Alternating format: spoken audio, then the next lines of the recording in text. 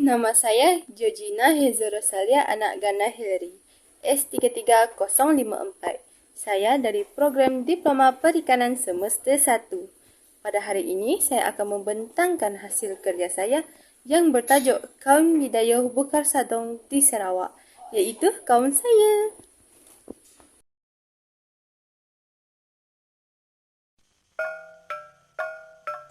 Kaum Bidayuh Bukar Sadong di Sarawak. Asal-usul perkataan bidayuh. Dalam bahasa bidayuh, bidayuh bermaksud orang dan dayuh bermaksud darat.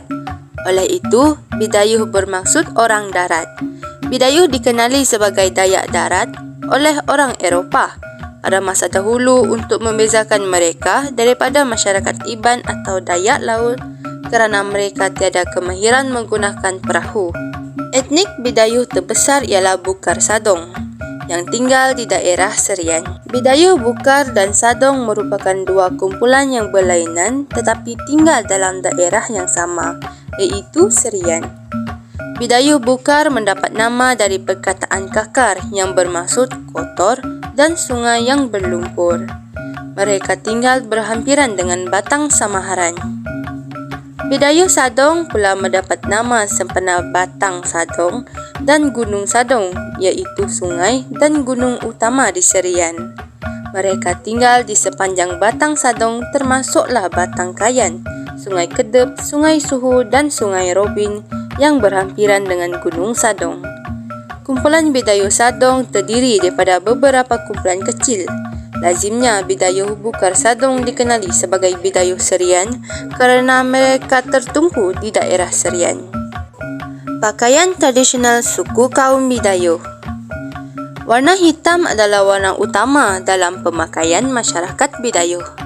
Bagi kaum wanita, masyarakat bidayuh, pakaian lengkap adalah termasuk baju berlengan pendek atau separuh lengan dan sepasang kain sarung berwarna hitam paras lutut yang dihiasi dengan manik-manik halus pelbagai warna disulami dengan kombinasi warna utama iaitu putih, kuning dan merah.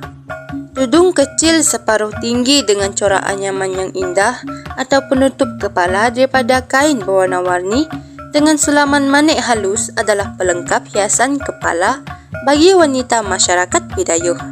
Bagi kaum lelaki masyarakat bidayuh, lazimnya mengenakan sepasang persalinan berbentuk baju hitam separa lengan atau berlengan pendek dengan sedikit corak berunsur flora dan seluar hitam atau cawat yang berwarna asas seperti biru, merah dan putih.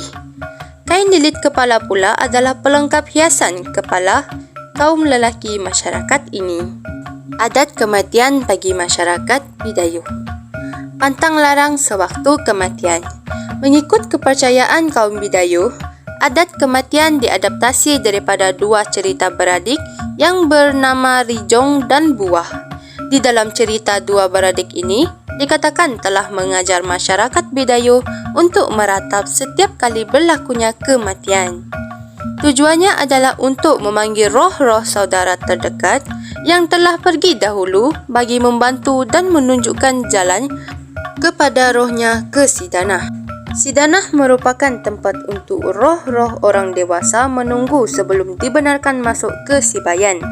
Adalah dipercayai setiap roh halus menunggu selama lebih kurang 4 tahun selepas kematiannya untuk ke Sibayan, iaitu syurga mengikut kepercayaan mereka. Maka oleh kerana itu sekiranya berlaku kematian, maka akan ada waktu penyembuhan, yang mana pengunjung luar tidak dibenarkan masuk ke kawasan perkampungan masyarakat bidayuh selama 7 malam berturut-turut. Tujuannya adalah untuk mengelakkan daripada roh jahat mengikut jejak pengunjung sehingga boleh mendatangkan kerasukan dan sebagainya.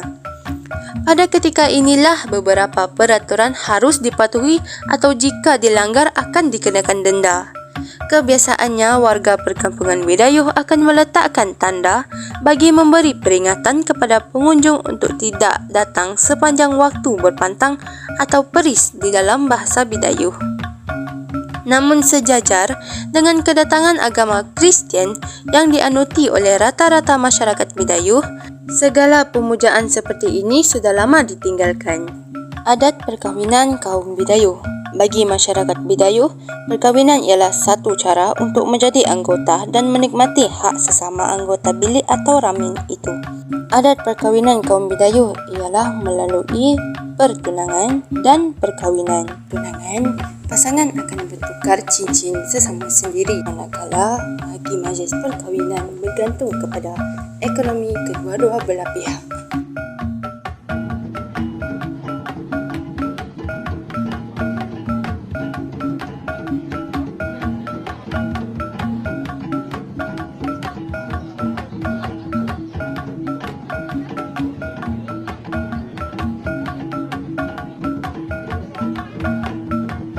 Organisasi kepimpinan atau politik kaum Bidayuh.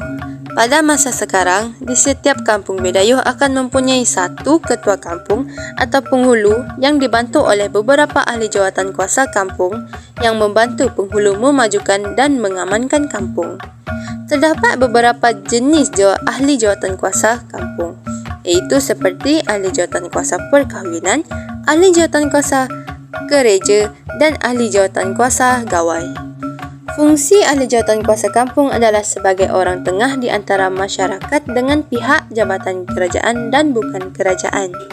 Mereka akan menyampaikan maklumat, memberi penjelasan dan mengambil tindakan mengenai arahan-arahan kerajaan. Simbol-simbol budaya kaum Bidayuh. Etnik Bidayuh mempunyai reka bentuk rumah yang unik, bentuk rumah bulat dan juga rumah panjang yang diperbuat daripada buluh. Lazimnya, penempatan rumah panjang suku kaum Bidayuh terletak jauh di kawasan pedalaman dan tanah tinggi bagi tujuan keselamatan, iaitu sukar untuk dikesan musuh. Atap rumah panjang kaum Bidayuh diperbuat daripada atap rumbia atau sagu, manakala dindingnya pula daripada buluh. Pelantar atau lantai rumah panjang pula diperbuat daripada papan atau buluh, manakala tiangnya pula diperbuat daripada kayu belian. Rumah panjang masyarakat Bidayuh terbahagi kepada 3 bahagian, iaitu bilik utama, awah dan tanjuk. Bilik utama lazimnya untuk meletakkan barang-barang peribadi milik keluarga dan keturunan mereka seperti gong, tempayan, tembikar dan sebagainya. Ruang ini berfungsi sebagai tempat tidur di kala malam hari. Awah pula adalah bahagian pelantar di luar rumah panjang dan lazimnya ia bertutup dan beratap. Di awah, masyarakat Bidayuh menjalankan aktiviti harian mereka seperti menganyam, berbual, membuat peralatan bertani, upacara keagamaan seperti perkahwinan, pantang larang dan pesta-pesta tertentu seperti pesta gawai dan sebagainya. Tanju pula adalah bahagian terluar dan agak terdedah dan lazimnya ia tidak bertutup maupun beratap. Tanju lazimnya digunakan untuk menjemur hasil tuaian masyarakat Bidayuh seperti padi, lada, jagung dan sebagainya. Makanan tradisional kaum Bidayuh. Memasak menggunakan buluh sebenarnya turut menghasilkan aroma serta keenakan yang tersendiri. Tambahan pula ia turut dibakar menggunakan kayu api. Antara hidangan tradisi masyarakat Bidayuh yang masih dikekalkan sehingga hari ini adalah seperti asam siok. Asam siok merupakan beras yang dimasak bersama ayam dan menggunakan buluh sebagai salah satu bahan utama. Ia merupakan antara makanan tradisi masyarakat Bidayuh yang begitu terkenal. Yang seterusnya ialah kasam ikan atau pekasam yang biasanya dibuat menggunakan ikan air tawar. Ia begitu popular di kalangan masyarakat Bidayuh di Sarawak. Orang Bidayuh biasanya menggaulkan nasi lama ke dalam pekasam mereka bagi memberikan rasa yang lebih enak.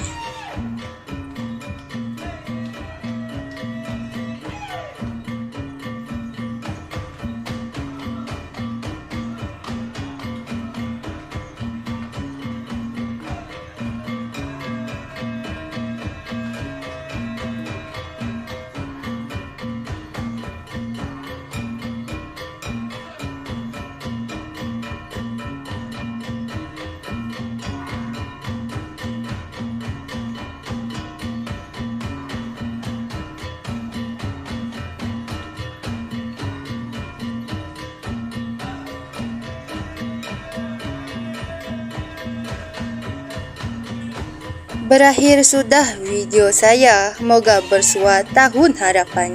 Andai ada tersasul kata, salah silap mohon dimaafkan. Sekian, terima kasih.